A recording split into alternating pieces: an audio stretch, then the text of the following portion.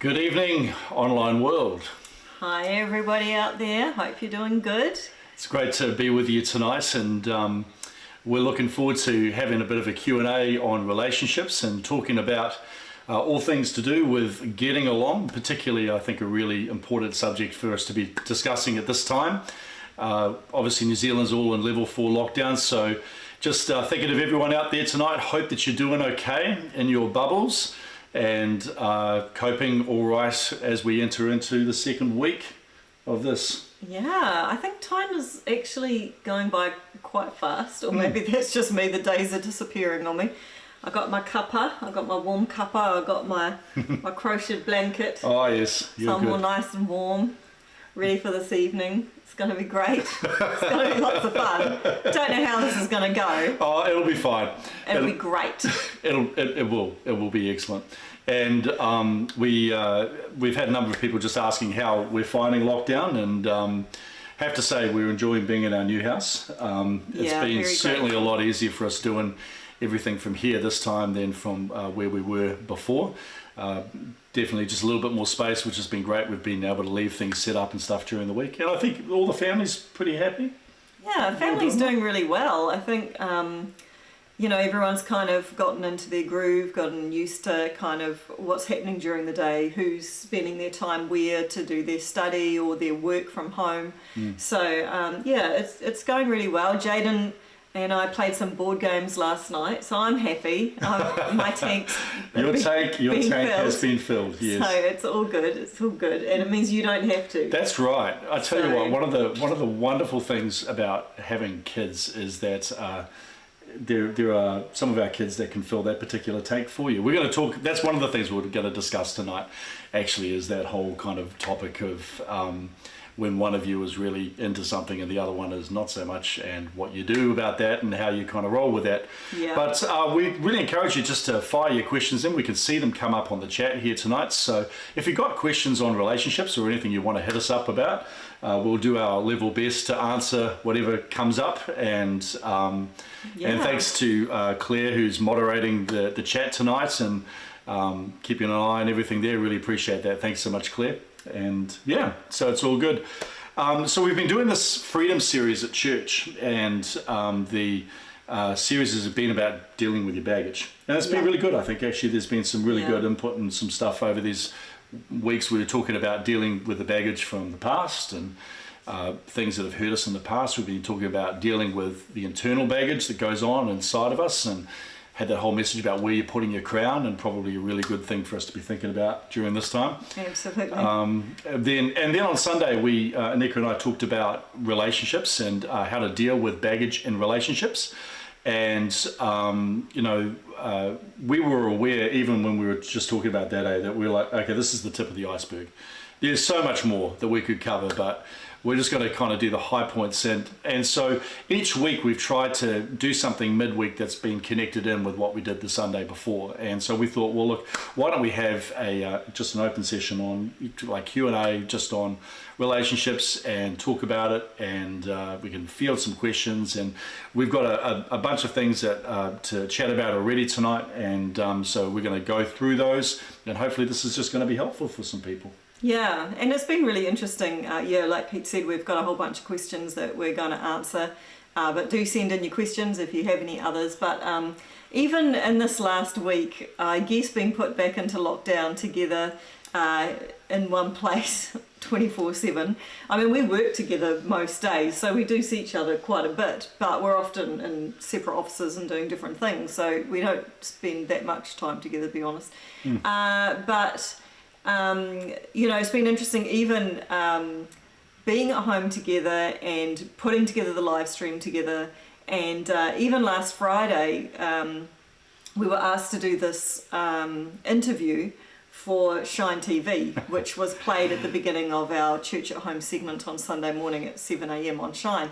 And even in the preparation of that, it struck me again how different you and I are in life, and just our personalities and the way we do things. It is so different, you know. And Peter's like, yep, well, we'll just kind of talk about this and this, and I'm like, no, like, we need to plan, like, what are the answers to these questions? Who's going to say what thing? How is this going to go? I'll need to write out my answers, you know, and I could just see this look of dread come over Peter, like, you are kidding me.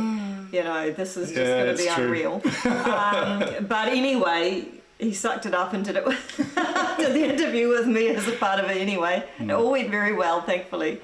But it just showed us again that we just need to give grace when working with one another, because we all have different strengths and different weaknesses, and we all work really differently. Totally. And in this time of lockdown, we have to all work with each other a lot closer and just give grace. Yeah, I think so. And, you know, it's interesting because we were discussing about it actually, and just how, you know, you might be good in one particular area, but then you know, your husband or wife or partner or what is really good in another area. And just this last week again, I've really seen Annika come into her own. I mean, you can put me in front of a camera and I can, you know, yabber on about whatever for however long.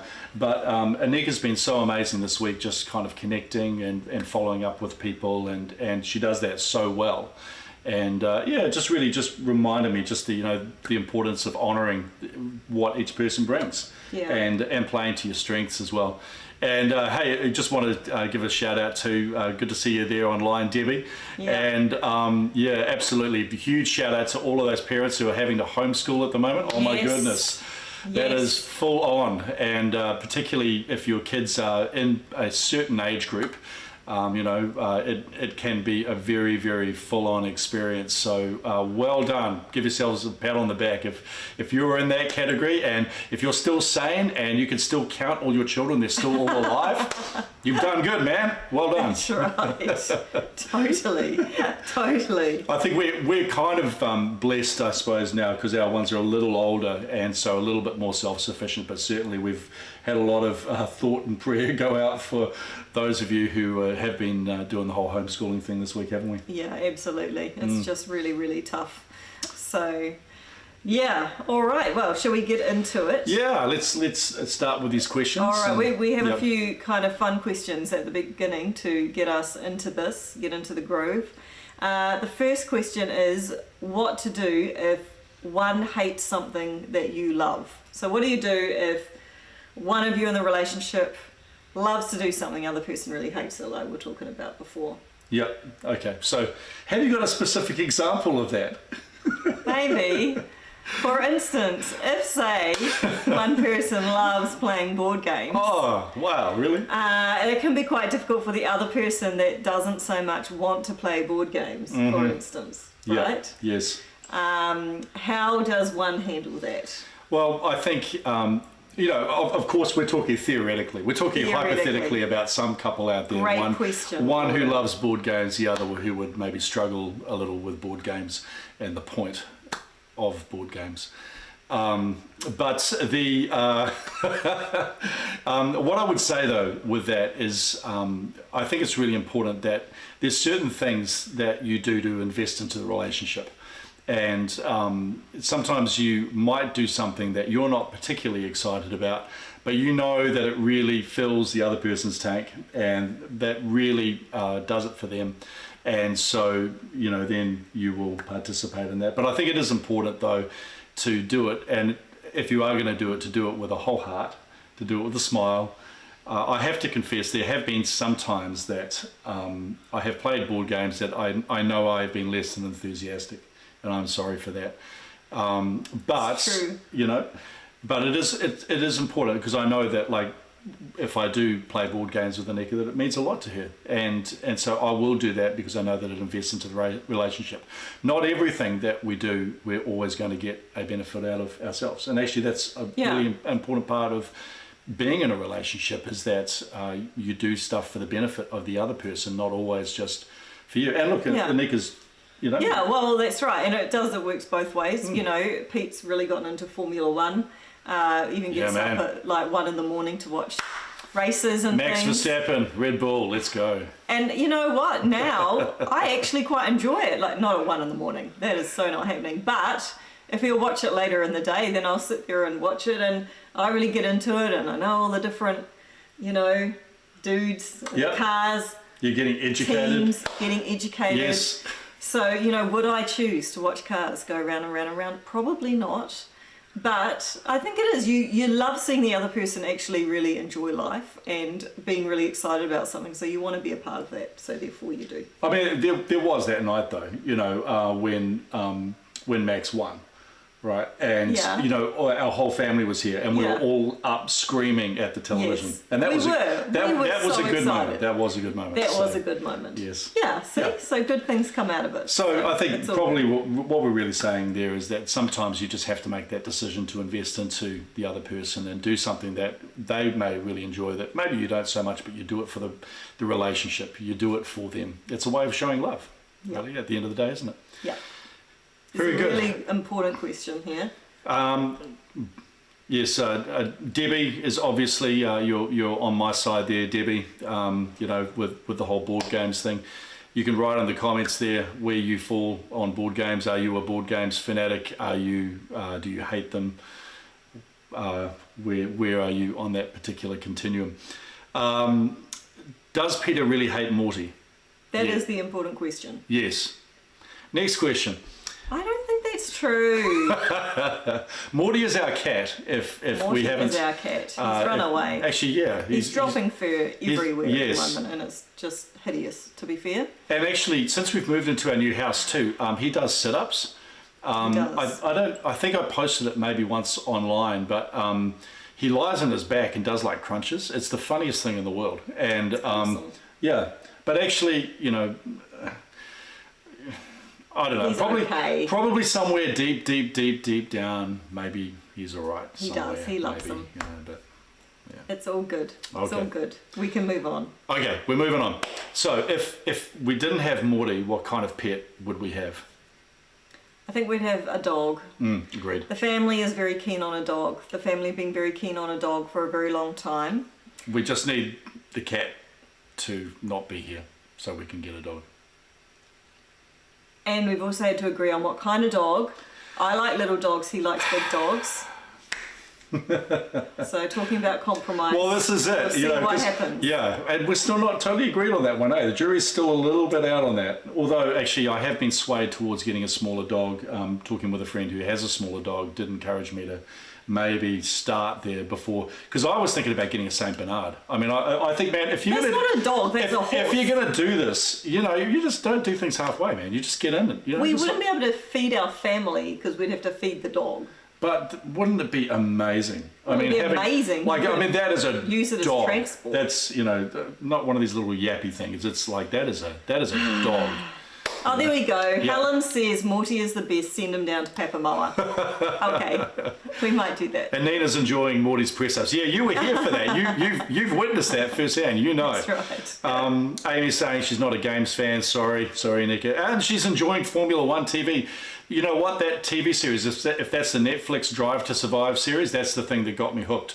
I watched that and I'm like, man, this is the best thing ever. I'm totally getting into this. So Tim wants to know if you've gotten me a Care Bear yet. You keep asking. Oh, we'll see. It's gotta happen, we'll see. Right? Maybe for Christmas. At least I know what she wants now, right? You know. Dean, Saint Bernard all the way. I've had 2. They are what Jesus would have had. Dean, you're a good man. I'm right there. Look at that. You've had 2. We need to talk about this. I need some facts and some information from you, Dean, particularly pertaining to how expensive they are to run, because you know, that's that's important. Yes, that's very important. Claire reckons we should get a Bernese mountain dog, but I have no idea what that even is. Can you post a picture of one of those, Claire, so we know what a Bernese mountain dog even looks like? I don't even know what that is, but it sounds like it's going to be a big dog. So and what do we got? We've got we are planning on an English Spaniel, so that's, I'm guessing that's Judy. So you guys are going to get a dog. I thought you were getting a horse. Doesn't it say that? Adonia wants a horse. I know Adonia wants a horse. You're stirring. Stirring the pot. Very good. Anyway, look, we're here to talk about relationships. We're not. The pet thing is really not an important thing in life, except for there is a lot of negotiation. Yeah, there's still, you know. It is very important in our relationship to work this through. That's right. So you guys, Well, why don't you help us out with this? You can put it in there on the chat. Should we be getting a little dog or should we get a real dog? Just that's the really the $1 million question there. All right. Don't get a puffy dog. I agree. Okay. I agree. All right. Okay. So anyway, down to our questions. Moving off animals for a moment and on to humans. Your mum says a Great Dane. Or a Weimaraner, hey mum? We had two beautiful dogs. Weimaraner had Ralph and Diva, and they were... Ralph was lovely. Ralph was a lovely dog, very docile. Diva was far more alive. All right. Okay. We're now moving to serious questions. Okay, yeah, we are. So yes. let's transition. Okay, we're moving on. Okay. So... first serious question. How do you forgive someone who's hurt you, and what if you don't want to forgive? Okay. That is such a really, really good question. Yeah. Because when we've been hurt, we don't feel like forgiving, do we? Yeah. We want to kind of, yeah. So what do we do? And we tend to get hurt the most by the people that we're closest to. That's right. If you're not in a relationship with someone, it's kind of harder to get hurt by them. Although some people do manage to get offended and hurt by pretty much anything that happens in life. But for most people, though, if you're close to someone, you do have a good chance of getting hurt by them. So how do you forgive someone who's hurt you? I think one thing is that often we want to feel stuff before we're prepared to do it. We want to, we want to feel forgiveness towards the person, or even feel like forgiving them before we're prepared to do it. But it was interesting, actually. We were just watching something the other day that was talking about even the psychology of this. That it's not just that you will feel something and then do it, but sometimes if you do something, then you actually start to feel it. The feelings can actually follow the action, and forgiveness is a pretty big deal to God. He's basically said, look, if you're not prepared to forgive others, then you can't come knocking on his door and asking for forgiveness from him. So it's pretty important that we forgive. But as I said the other week, I think it's important for us to remember too that forgiveness, I've said it before, forgiveness is not a vaccine, it's a prescription. It's a take daily until symptoms cease kind of medicine. And often when you start the process of forgiving someone, you won't feel it when you begin. You'll just have to make a mental decision to do it for a while. And as you continue to do it, that's when the medicine of forgiveness starts to work on your heart. And your feelings eventually will follow those actions to forgive. Yeah. But it is a choice. You've got to be prepared to make the choice to forgive. But I'd really encourage you, if you're in a position where someone's really hurt you and you're struggling with forgiveness, get yourself out of that prison and just say, look, even though I don't feel like, Lord, I'm just going to make the decision today to forgive them. Yeah. Say it out, and just every time they come to mind, you might have to take that medicine 10 times, 20 times, 100 times a day to start off with. But if you keep taking it, eventually it will work. Yeah. Yeah. That's great. Tim says it's never about wanting to forgive. When we forgive, we are no longer held captive by that wound. It's so true. Right. We've often said today, bitterness is drinking poison and hoping that someone else is going to die. And, we don't forgive to let the other person out of prison. We do it for ourselves. But it's just so important. And look, in terms of relationships, if we're going to have an ongoing and long-term relationship with someone, you're going to have to forgive them. Yeah. You're going to have to just move on. Stuff will happen. Yeah. You know what I mean? Totally. It's going to being happen. Close to people, things will arise that will be difficult, and there will be times when you will have to choose to forgive. And if you want to live peace in your life, then forgiveness is the way through it, I think. So yeah, it's really important. Yeah. No, that's really good. Okay, another question here. How do I get peace in a relationship where we just keep on arguing? So you got a couple of people, they just, every time it's just arguments all the time. Yeah. What do they do? How do they get some steps towards peace? Well, I think, and funnily, I hadn't realised these questions were going together, but in some ways it follows on perfectly from what we were just saying, that I think firstly to understand conflict will happen. Conflict happens when there's people in close proximity, and probably especially in this time it can happen. Conflict will arise. And I think often when there's conflict or arguing, we argue because we want to be right. We feel that we are right, and we want to put across our rightness to the other person. And I have to confess, I'm terrible at being right. What is it that you say about me? There's like, about the right way. Oh, yeah. Well, I think partly it's a personality type thing too, isn't it? It is. You know, different personalities. I think my way's the right way. Yeah, that's it. Yeah. Yes, you know, because there's the 4 different kind of personality types. You know, there's let's do it my way, which Yeah. is kind of mine. Let's do it the fun way, which is the sanguine. Let's do it the easy way, which is the phlegmatic, and let's do it the right way. You know, Yes. which is your one. And Very important. and so we often right. joke in the family that, you know, there is Annika's way and there is the wrong way. That's right. To do something. It doesn't matter what it is. It can be ironing, loading the dishwasher, It's so true. whatever. It's like that.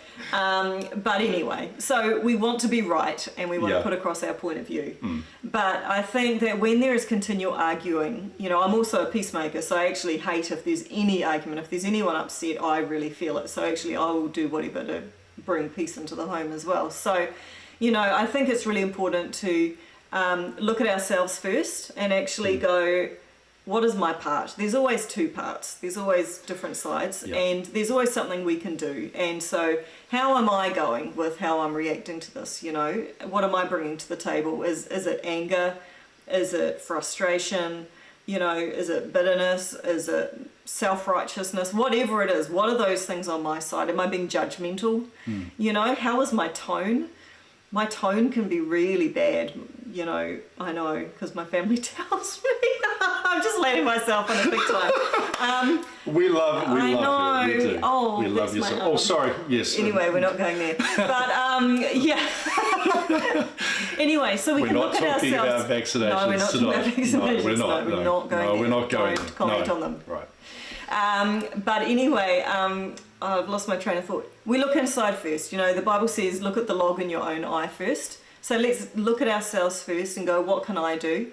And, you know, and then I think sit down and try to talk things through calmly. In the heat of the moment, things don't often go well because we can begin to accuse and get aggro and frustrated.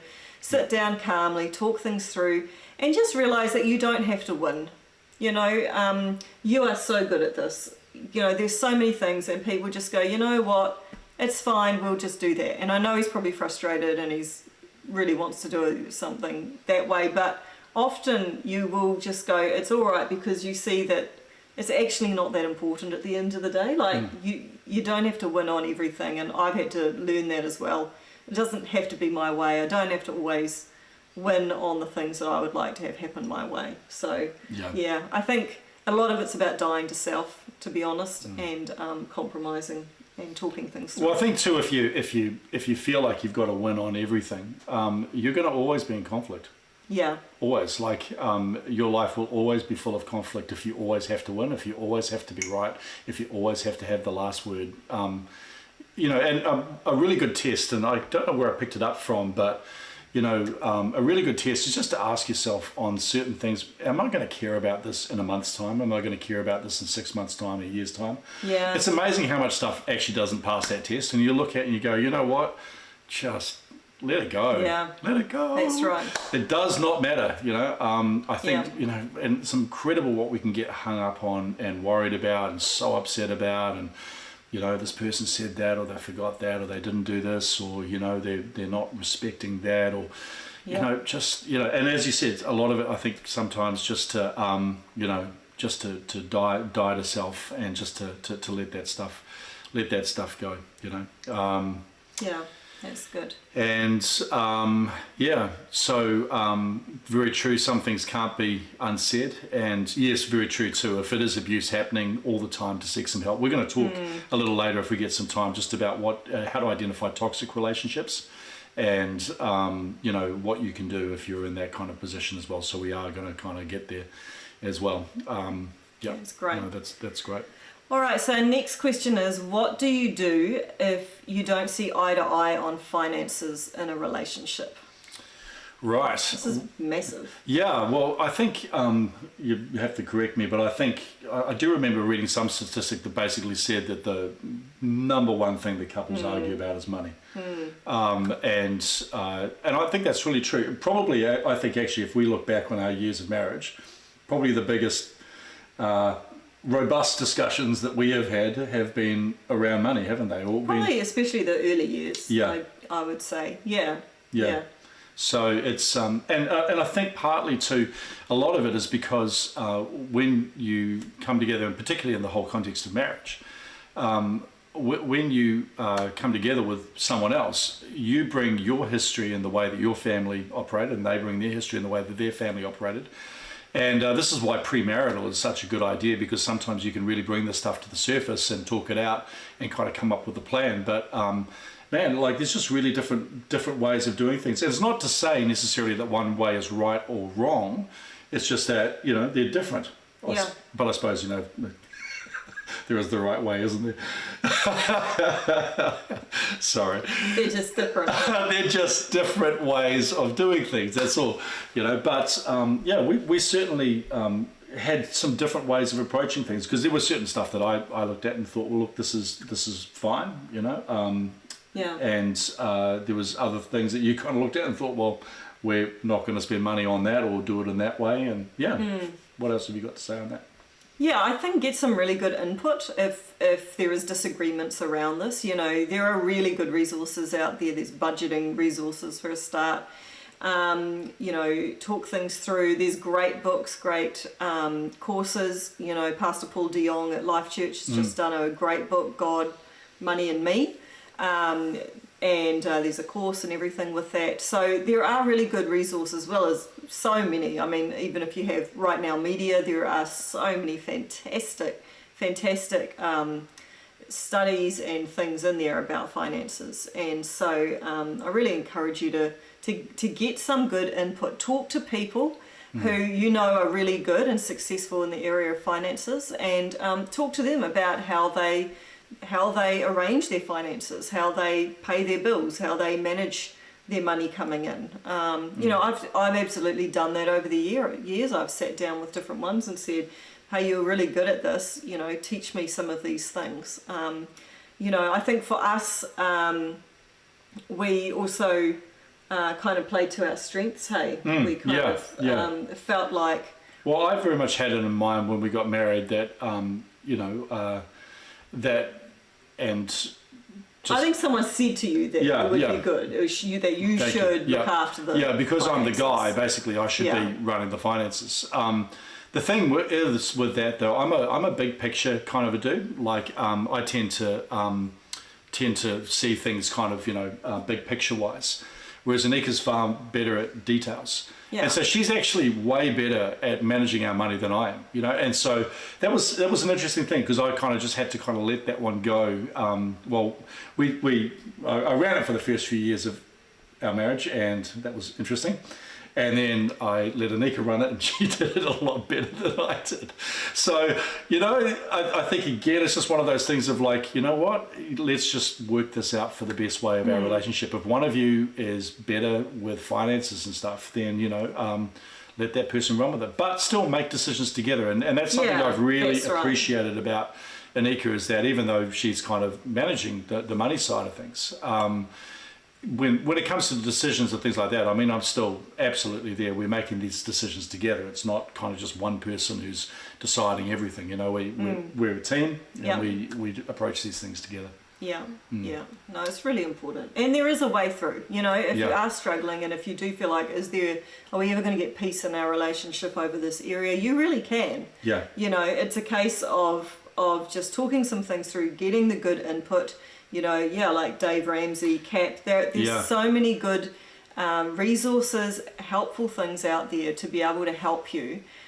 Sometimes it takes a bit of humbling to go, actually, maybe this isn't a strength for us. We need to figure out how to do this well, you know. It's really important that you succeed in this area, because if you're not, the pressure and the stress that comes on a relationship over financial matters is massive. Yeah. So, and don't live beyond your means. Don't go out getting loans for things. I mean, just talking on a basic level of finances now, but I mean, mortgage is a bit different, but mortgage is different. But like when for you're us, spending up big on credit cards and things like that, that will bring pressure into your relationships. Yeah. It's a big one that you can get caught out on. So just be really careful, and just be really wise in that. Yeah, that's really good. Greetings, Raymond. Good to see you, mate. And Glodina, hi. Wonderful to see you as well. So you can keep these questions coming. If there's anything that you've got, any questions, you can even ask for a friend. That's okay. Asking on behalf of a friend. Very good. All right. So let's keep rolling through. What other questions have we got here? Here's a good one. Yeah. How do you deal with interfering in-laws?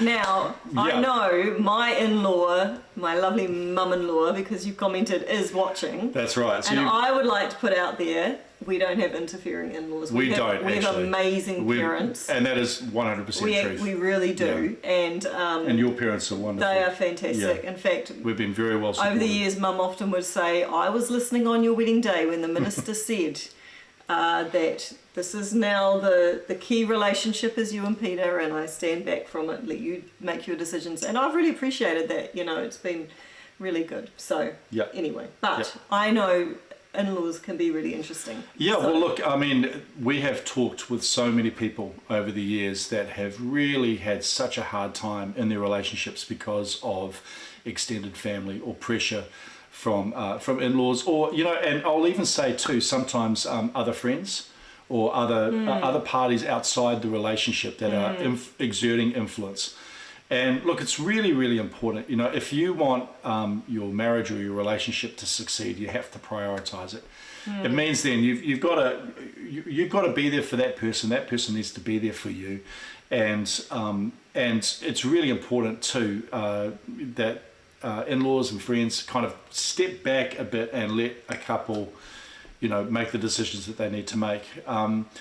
What we've kind of said is that if there is that sort of stuff going on, it's usually easier or better if the person whose in-laws or friend it is deals with it, because it usually doesn't go down particularly well if the other one is having to deal with it. So if that's kind of going on in your friendship or in your marriage, whoever it is who's kind of got it coming from that side, take the responsibility to have those conversations. I'm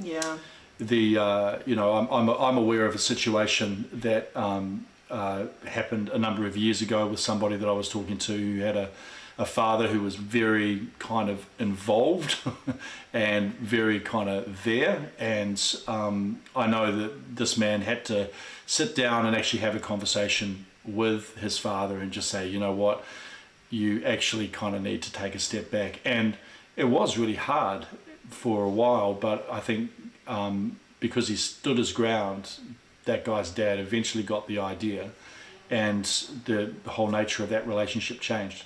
But it really can put so much pressure on relationships, though, if we've got that outside influence coming in. Yeah, and we're not always going to keep everyone happy in families, which is really hard. And we should always do things out of love and care for one another and for extended family. But sometimes I think, especially once if you start having kids yourself, things get a lot more complicated, a lot more busy. And you can't always do everything that everybody would like you to. And so, sometimes you just have to put in some boundaries and say no sometimes. You can't do everything that maybe everyone would like you to do. And it's really hard, but, it will get easier if you can kind of... Yeah. And I also just quickly say too, I think if you have kids that are married, or if you are becoming, or you are the in-law, we're about to become that, and we've kind of made I hope we're not. Well, I hope so too, but we've kind of made a decision that we just thought, we just want to try to take hands off as much as possible. They're going to be making decisions. They're going to be making decisions for their life. Yeah. And some of those decisions will be different to what we would have done or the way we would have thought it or whatever, but that's okay. Yeah. And I think it's really, really important that we kind of learn how to take those hands off and let that next generation become who they need to be. Yeah. So, just encourage you in that way as well. Asking for a friend, who is your favourite staff member? Definitely not Claire. We love you, Claire. They're all our favourite staff members. We love you all They're equally. all our favourites. We love you all. You're all special. You're all special. We do love you. Oh, thank you, Raymond. He said he's admired how long you guys have been married for. Well done. We're amazed how long we've been married for too. Raymond knew us back in youth group days. That's why he's saying that.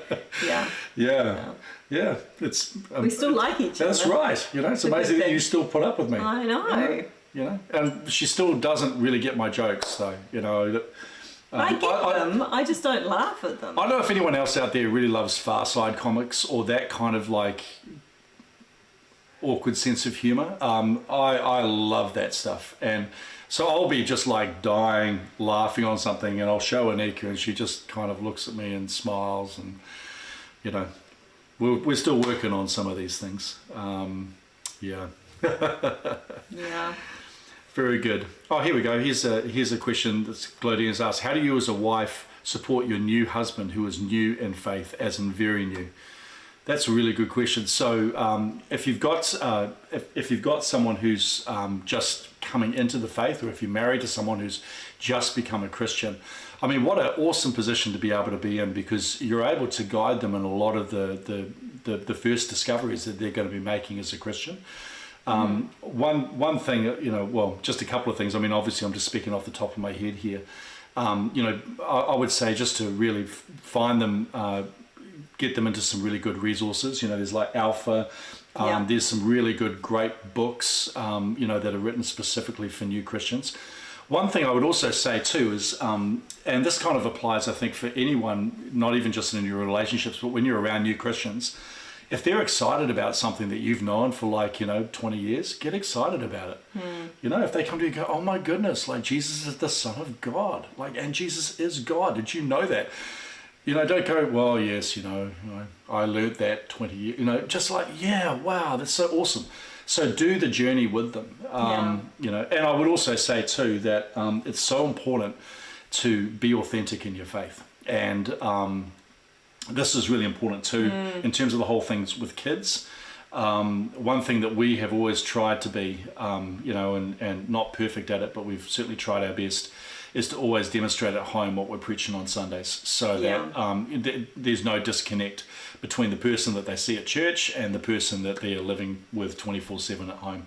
And so we do our best to maintain that authenticity, and I think it's really important, because I think there's nothing that can discourage a new Christian faster than, you know, if it's not authentic at home, you know, versus what's being seen at church. So I think that's a challenge for all of us, isn't it? Yeah. You know, like, I mean, you know, it's always hard, isn't it? Because, you know, we're people, we're normal, we live, you know, we say things, we do stuff, whatever. But, you know, I think if they can see there's that genuineness, you know, I think that's really cool. Also, too, if any of you guys have got any ideas on that, feel free to post that in on the comments to help Gladian with that question too. That'd be good. Have you got anything else that you wanted to say on that? Yeah, I like what Tim said there, but also give them room for it to be their journey with God. Yeah. You know, I think that's so true. And, you know, it is a good opportunity for them to create new routines for themselves as well with God, you know, and maybe that may not include you, you know, maybe that might mean them going to a men's group and learning with other guys about God, you know, going deeper, sharing things, whatever it is, you know, it's supporting them in them doing that. Yeah. And not feeling like, oh, but I want to be a part of that, you know, but actually going, man, this is really cool. This is a great thing for them. Yeah. You know, what is going to be good for them to do, you know, and for the family. That's great. That's great. That's cool. Very good. Okay. Another question here. How do you keep a work-family balance in lockdown? How do you keep a work-family balance in life? Yeah. But, you know, especially in lockdown when that pressure's kind of coming on a bit more, like, what's some thoughts around that? Look, it can be really hard. And I understand firstly that everybody's in a different place right now. There's many of us locked down at home all together with our families. Some of you are by yourselves locked down even in other cities right now. And shout out to you guys who are doing that. And, you know, but there's those of you, you're essential workers. So you're going into work each day and maybe you've got other parts of your family at home.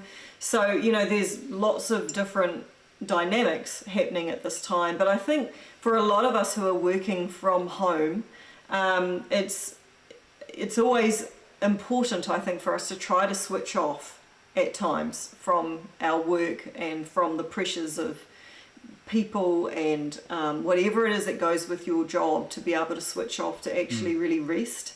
Yeah. And I know for me the hours just disappear, and before I know it I'm like, oh, I didn't realize it was that late, and so it's being intentional, going, I'm not going to check my email, I'm not going to check those messages in the evenings. I'm actually going to relax and I'm going to switch off, which I know is not always the way that it can be with some jobs, but Yeah. I think it's just putting those boundaries in place actually for your mental well-being. And that was something that I learned last year in the last lockdowns last year. It was flat out, honestly, for Yeah. us. Like, I think I worked double the hours I normally would, plus as well as in any downtime we had. We were doing up our house to sell during that first lockdown, and It was nuts. it was nuts, It really as was. well It as was trying to crazy. have It fun was crazy. family Oh time, my goodness. and being Somehow we aware survived that we were trying to look out for our kids as well, make sure that they were all okay, so you're trying to do everything. And I just thought, going into this year's lockdown, even the earlier one, I just thought, man, I can't do this lockdown like I did the ones last year. I Yeah. will not be able to keep going long term. So understand that for your own well-being, it's really important to just put some firm boundaries in place, and just have some fun as a family as well. Just don't feel like it's got to be on the go all the day. Just have those downtimes, have rest, and No, I think that's really good. And I think, actually, generally speaking, it seems to me that I think people have done a bit better this lockdown. Yes, I think we've all learned a lot from last time. from previous ones. And maybe you can put in your tips in there as well. If there's stuff that you've found that has just worked really well in terms of keeping your work-life balance, we'd love to be able to hear that. Tim's just saying working from home has been fortunate to be able to work in a spare room. So when he leaves the spare room, he leaves the work too. That's really good, like creating a zone in your house. Yes. And I know actually people who normally work from home have really found that that's been a helpful thing to literally kind of delineate a zone. This is my work zone, and when I leave that, then I'm home. One thing, I used to work from home a number of years ago, and the one thing that I used to do was I would actually, I'd kind of leave my office, I'd go and have a shower. And then after my shower, then I was kind of home. And for me, it sounds stupid, but literally that shower was almost kind of that was my processing moment, my gap between my transition between my work day and my home day. And it just kind of helped with that. But just fire some thoughts in on the chat about that. Let's hear what your tips are for maintaining that work-life balance there in lockdown. This question follows on really well. It says, how do you stay sane and not argue in lockdown? That's very good question, and I think again, one thing I would just say on that is just to try to keep the fun, and just keep find the fun and stuff, or just find the joke, the laugh and things. Sometimes there can be some really intense situations, and you can be just really frustrated, something's not working and you're all pressured and everyone's stressed or whatever. And I think in a way, almost if you can learn how to kind of laugh in the situation, or laugh at the situation a little bit, then that can sometimes help, with those relationships, or just kind of, let's just, take a chill pill. And I think it's going back a little bit to, not everything is as kind of, crazy important as what we think it is at times. I don't know. And I think what we were saying about understanding people's personalities, understand that we will all have down days or moments when things just seem a bit much. Especially for introverts, man, they need their space. And in fact, I've talked to some introverts and they're loving lockdown because it's like a dream come true, not having to be around people. But it's really important to respect people's space, respect they need some downtime. For those that just want to be in downtime or by themselves, respect too that it's good to have some time with other people, to come together for meals, you know, like I'll often be like, right, we're having dinner together now, and there's groans and moans, but I'm like, no, we are actually going to look at each other and we're going to talk to each other and know how each other is and what's happened today, you know, and people don't really want to do that sometimes, but it's really good for us, and it's always really great when we do it. But yeah, it is, it's kind of give and take, you know, that we all kind of go, all right, what's going to be better for the whole family or the whole household, you know, maybe you're flatting with people, what's going to work well for the flat, you know, it's actually going, what's best for everybody in this situation. It's not just me, but how am I going to help this thing run smoother and work well. And I think that's it, you know, like even in business, they talk about not just working in the business, but working on the business. And, you know, I think sometimes we need to do things that actually invest in the relationship, not just do the relationship, you know. And I think, you know, even like dinner times and stuff, when our kids were little, we would do every breakfast together. And I made sure, like, before we all left for the day, and I'm not everybody can do this, but before they left for school in the morning and stuff, we would all have breakfast together and we would all have dinner together. I always made sure that any meetings that I had in the evenings were always after dinner, and pretty much throughout our kids growing up, pretty much I was at home for dinner nearly every night. And we made those two things really, really set.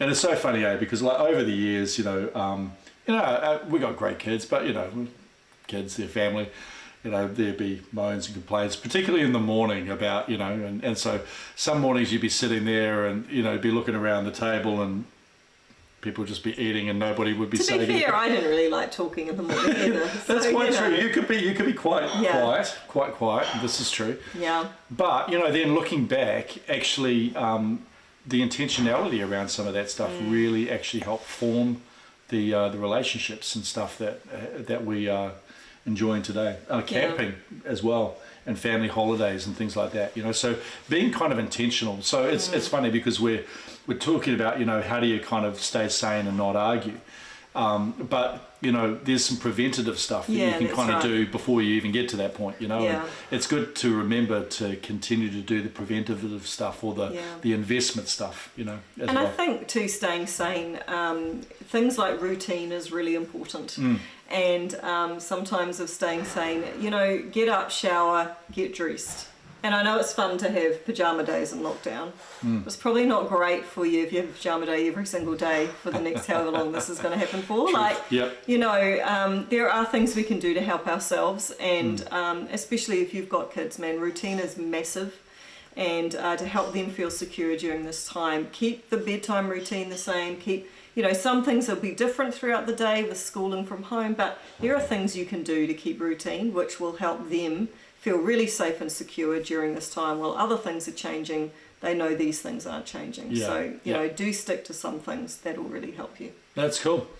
Any more questions, feel free to fire them in there. We're getting towards the end of our ones now. So date night ideas. What ideas do you have for date nights? Do we need to have date nights? We were really good when we first got married, you know. Sorry, that was a rhetorical question. I know. That wasn't a, you know. Do we have to have date nights? Yeah. Yeah, it wasn't like that. No, it was a, you know, do we need to have date nights? Like, what's the vision? Yes, what do you think about this? Yes. Yeah.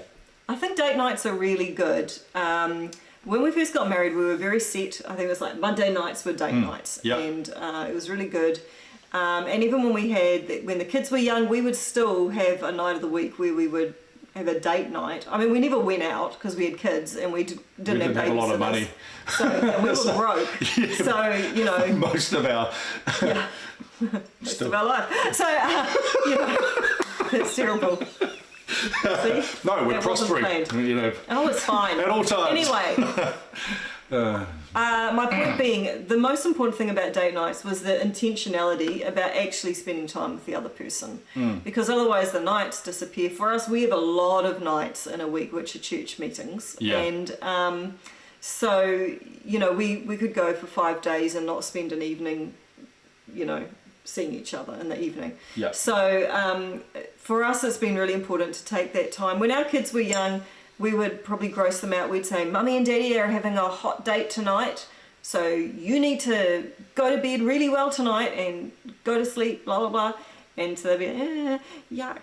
And, but they would sleep well. And even though they hated it, we were like, look, it's all good because they know Mummy and Daddy love each other and that Mummy and Daddy want to spend time with each other. And our whole thing was, look, one day our kids will grow up, they will leave home, and we will still be here together. Yeah, and we want to right. like each other. You Yes. know, we want to still have. By the things end of this, we've still to got talk something about. to talk about, and it's Yeah. not just the kids, and it's not just Yeah. So, it's really important. You know, some date nights, look, we would just watch a movie Yeah. or do something like that. But then it Play was a board game. play a board game. Not many. We didn't play many board games. We did sometimes. Well, not many. Maybe. Okay, I'm sure we did. See, I don't even remember. Is that disappointing? Well, it is. No, you know, see, the what a investment. waste of a night. No, you know, just the like, investment. don't even remember it. The Like, you know, investment just helped in so many sacrificed, and ways. it was like there's no memory of it. Anyway, but it's really good to have times when you actually do talk, hey? You know, you yeah. don't just sit in front of a screen together, Yeah. but you actually talk about things. And look, if you can have date nights where you can go out, you know, do things that you love and that you enjoy and that fills up your tank, which will be different for every person. Some people love walking along the beach, going on hikes and tramps. You know, other people like going to art museums. So find those things that you really enjoy doing together and do those things. And Do enjoy you remember those that things. first date night that we had, the very first time that, I think when When we Nathan was could leave old our enough, kids. you know, to be able to babysit the rest of them.